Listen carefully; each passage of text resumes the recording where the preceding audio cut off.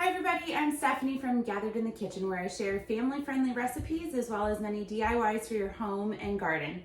Today I'm going to be sharing with you my very first loaf of sourdough bread. I'm hoping that this works out, so we're gonna cross our fingers together. But I wanted to share the process because I'm going to start coming back through a lot of my old recipes and sharing tutorials for them as well as new ones. So this is going to be one of the new recipes that I'm sharing.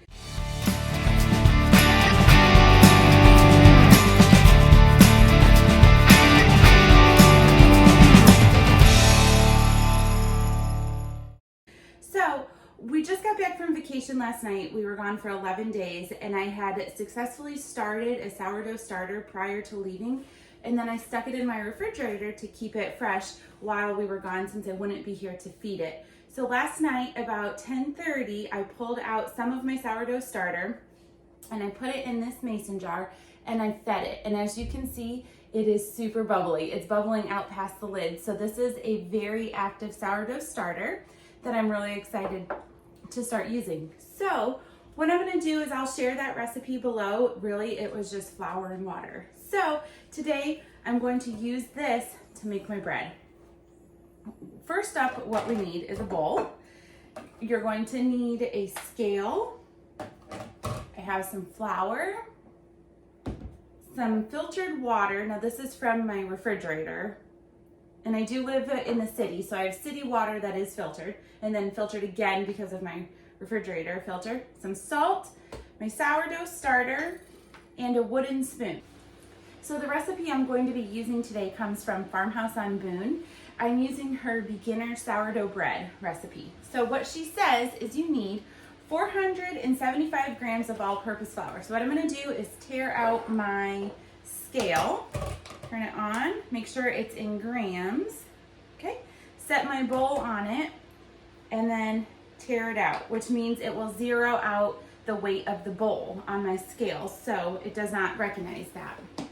Then I'm gonna take my flour and start putting this in. Let me move the camera over real quick. Okay, so first up I'm gonna take my scale, make sure it's turned on and in grams.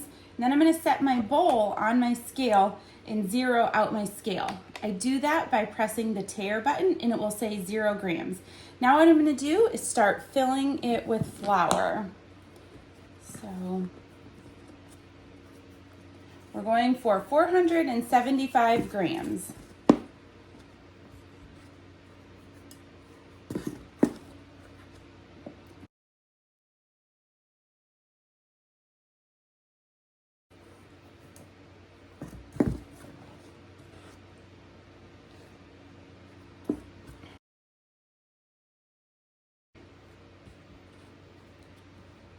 All right, so I'm at 306 grams so far, 391. Now, a lot of times in baking, especially European baking, you'll see that the recipes are in grams, and that's really because you get a way more precise measurement. A lot of times if I was just doing a 1 cup and I just went like that, I may be pushing some down, I may have little holes or air pockets where I didn't fill in. So measuring really with a scale is the best way. Oops, okay. I'm at 477, so I'm gonna take out a little bit. 474.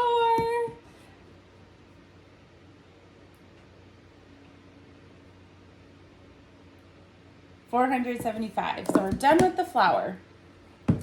Okay, now I need to do 100 grams of my starter. So again, here's my really active, bubbly sourdough starter. So all I'm going to do is press tare again on my scale, and this will make this 0.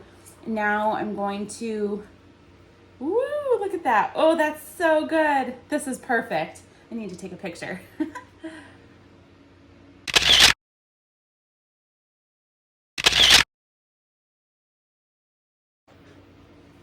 Okay, I snagged my picture. I need it for the blog, guys. All right, so I'm going for 100 grams of sourdough starter. So I'm just going to start scooping this in.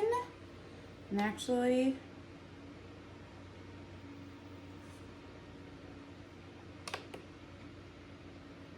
of course, my scale would have turned off in that time. So there we go. All right. So we're going for 100 grams. There's 52. So this is basically about the consistency of a very thick pancake batter. This would be hard to pour because it would stick to your spoon, but it would make a really thick pancake. So think of it something along the lines of just a little thicker than a pancake. All right, so there we go. I'm actually a little over, I'm at 105, but that's okay.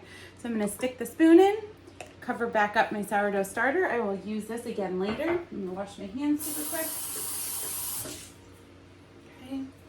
And now I need 325 grams of water. So I'm gonna tear this back out to 0 and start pouring in my water. I'm going for 325 grams, which will be multiple cups of this. Let me refill.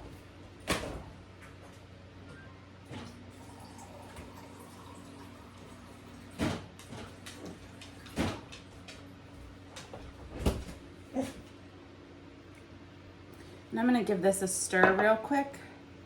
So I'm at 185. Oh, Devlin. Shh, hold on.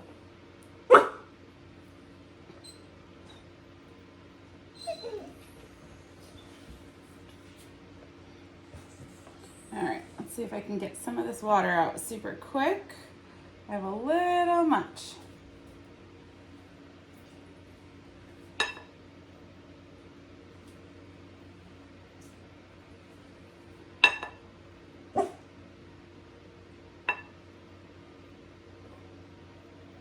Perfect. Okay. Now I need 10 grams of salt, or 2 teaspoons. I'm not going to actually scale out my salt. I'm just going to measure with 2 teaspoons. And I am using coarse kosher salt. The recipe does not specify which kind of salt to use. I love really salty. Okay, so I've got everything put together in my bowl, and I'm going to stir it up now. I'm using a wooden spoon, and I'm just going to incorporate all of this. I don't want to go crazy with it over mixing it. I'm just going to get it all combined, and then I'm going to cover it with plastic wrap and let it sit for a while.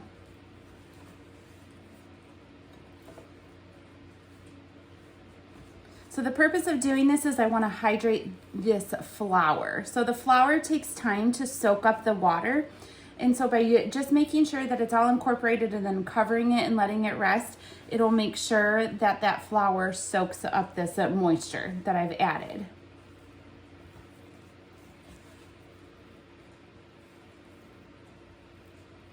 Okay. So I think I have it. So it's pretty much all combined now to a sticky dough. Let me pull out the dough so you can see. So just, it's gonna plop off. I'm gonna make sure that I get everything off the wooden spoon because there's actually some really nice moist and watery parts here from the sourdough starter still. And I'm just gonna try to incorporate that a little bit. Again, pull all this off. All right, now, wash your hands. So it is very sticky. I'm going to cover this with plastic wrap and let it sit for about 30 minutes.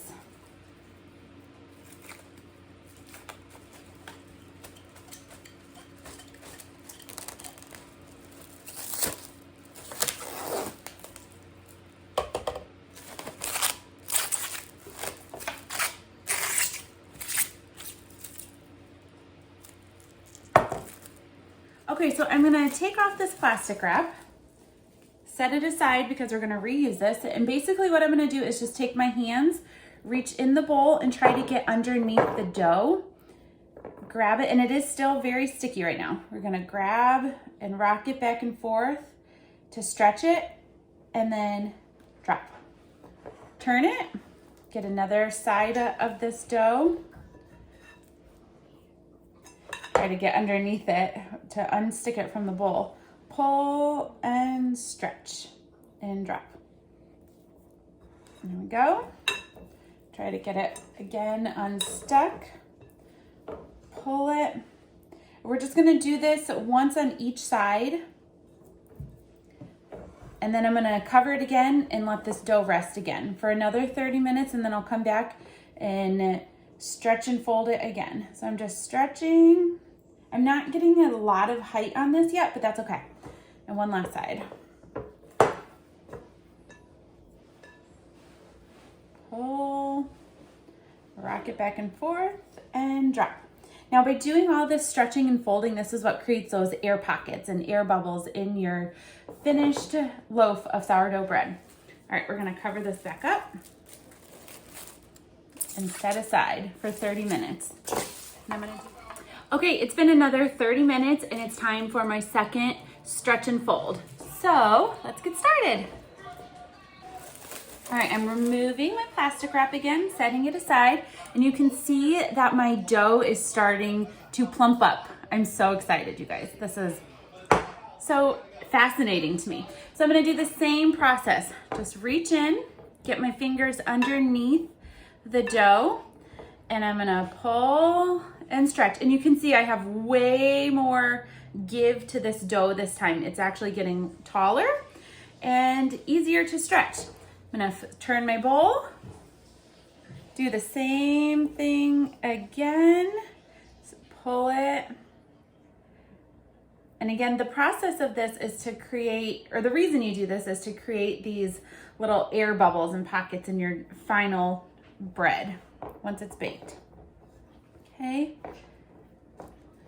do this again. And then what I'm gonna do is when I'm done with this, I'm gonna cover it and let it rest and try to double in size. It, depending on the temperature of the room that it's in, it might take from 6 to 12 hours. So it is 10:23 right now at my house. So hopefully I'll be able to, I'm gonna check it again at about 3 o'clock. So that's a little early, but I just wanna see how it's rising because it is a warm day. It is summer. So, all right, I think I actually did this side already, but I'm gonna do it again. Pull it and stretch it. My dough is a little thick feeling. From the video that I watched it from Farmhouse on Boone, she kind of had a little more give to her dough, but that could be because maybe her sourdough starter is a little different, all of that. So this is my first time, so hopefully this will work out. Anyway, I'm gonna leave that, cover it, and check it in about 5 hours to see how much my dough has grown.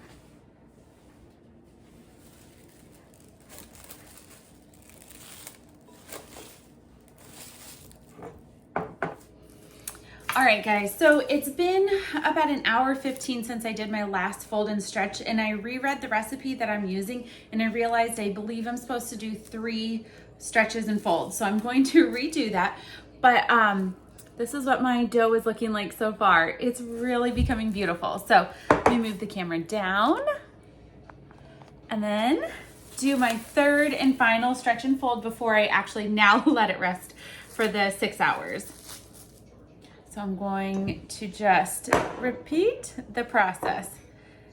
And you can actually see my dough is really becoming elasticy now, and it's stretching pretty far. You can, it's hard to see through the camera, but I can actually almost start to see, I can see light through my dough.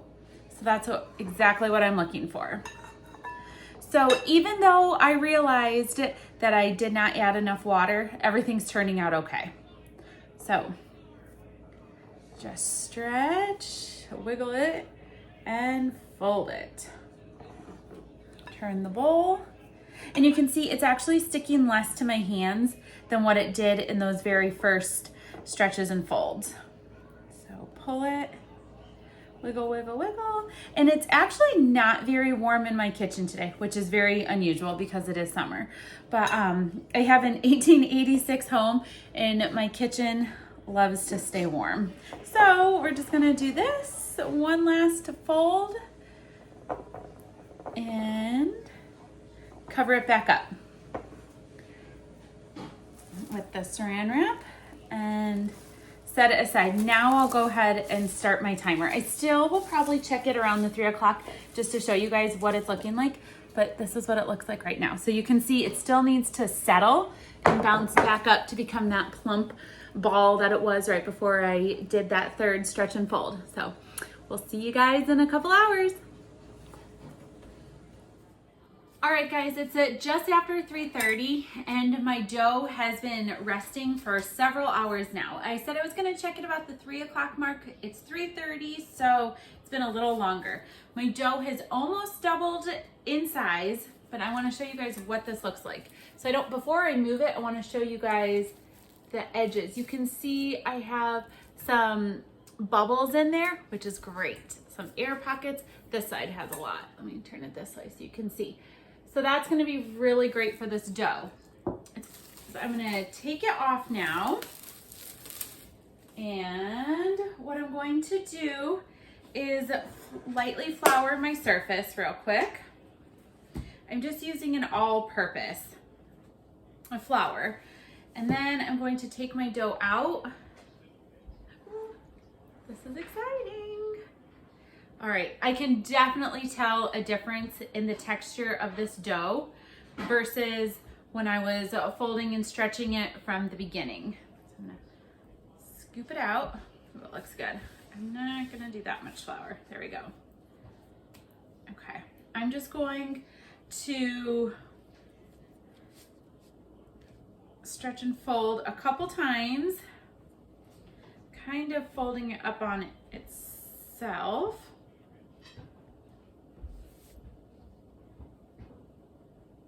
Okay, ooh, that feels really nice. Okay. So you can see it's like nice and plump and is holding its shape very well. What I'm going to do is grab another bowl and I'm going to lightly flour that real quick. I don't have one of the wooden wicker baskets with the cloth lining, so I'm just using normal bowls.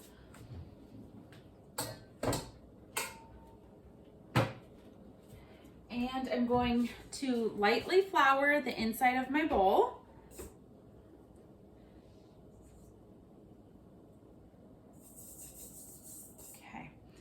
And take my dough, and actually I feel like I've watched Lisa on Farmhouse on Boone multiple times.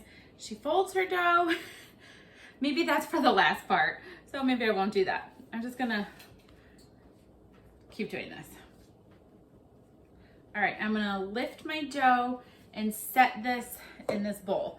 Now, I don't think I'm gonna let this rise for 12 hours. I'm gonna let it go for about 3 to 4, and then I'm gonna try to bake it.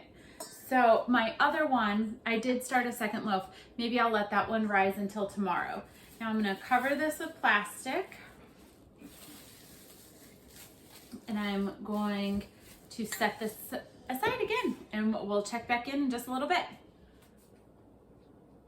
All right, guys, it's now 7 o'clock at night and my dough has done a really great job of rising. So I'm going to start baking it.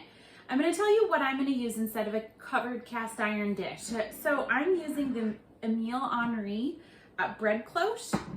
This has a lid and a bumpy, ridgy bottom plate. So the way that this works is this creates a dome effect, and the steam will rise and create that really crispy top on the bread, as well as making sure that the bottom heats really like hot to cook the bread at like the perfect temperature and perfect way.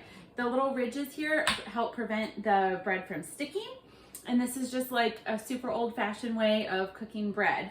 So I am going to do this method. I'm going to set this over here. What I'm going to do is lightly flour my surface, and I do have marble countertops, actual marble. So all of my baking is done this way on here. Marble is great for baking and for creating chocolates. All right, I'm going to take my dough out. Now I think I could let this rise a little longer, but I'm just gonna go with it. What I'm gonna do is plop it, if it will come. All right, So I think I'm still a little sticky, but we're gonna give it a try. So I believe that my bread should not fold as much right now, but that's okay. I see and hear a lot of these air bubbles. So I'm gonna tuck it and get this moved over to my plate. I'm just gonna go ahead and lightly flour the surface of this.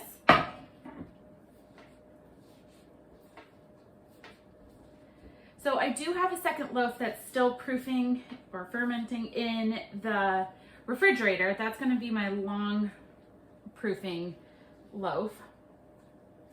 But I'm kind of becoming impatient because I'm really excited to try this. So here is that. I have a fine mesh strainer right here that I'm just going to use to lightly dust my surface of my bread. So when I cut it, now I don't have one of the really cute lames. That's what they're called. They're called a lame. How you cut your bread to make those really pretty designs. I have ordered one. I just did it actually. And so it'll be here in a couple days, but I'm just going to be using a serrated knife. So now is the hard part of figuring out what kind of design you want to make. I think I'm just gonna do like a wheat flour. Now the little knife, the lame, would be way easier to do this because it cuts like the perfect depth, but I don't have one. So this doesn't cut very deep because it's not nearly as sharp as what one of those lames would be.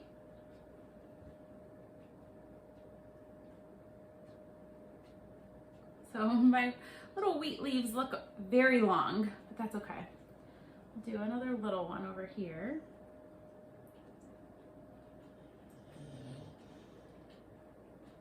And the reason I dusted it, so when this bread rises and puffs up and everything, this will, will create like the pretty design on here. You'll see it more. So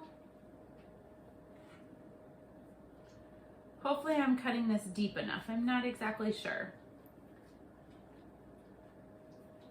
All right, and there it is. So I've just, actually I'm gonna do like a, nah, maybe I won't. I'm gonna turn this so you guys can kind of see. So I've got 2 little wheat flours on there. Now my bread is still a little jiggly, but we're hoping that this works. I'm gonna wash my hands off.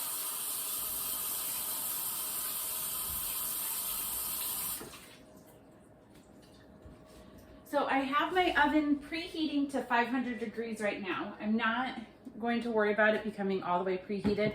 Just gonna cover this up. Emile Henry says you can stick these bread cloches into a hot oven, a cold oven, it doesn't matter. Your bread will still cook great. So I'm just gonna stick this in and start the timer. Okay, so you can hear my oven timer going off. I have cooked my bread for 30 minutes total at 500 degrees. I'm gonna take it out and see what it looks like so far. I don't know if this will be cooked all the way or not, but I'm hoping so. I am getting 2 towels ready to be my oven mitts. I really don't like oven mitts. They just take up more space in my kitchen. But anyway, this is going to be very hot because it's been cooking and baking at 500 degrees. So,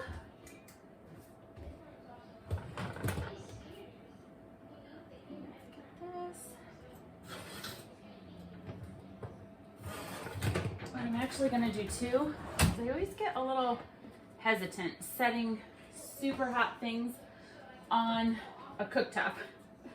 So up here I have some chicken cooking and a strawberry rhubarb pie I made, homemade. I will have a video on that shortly. All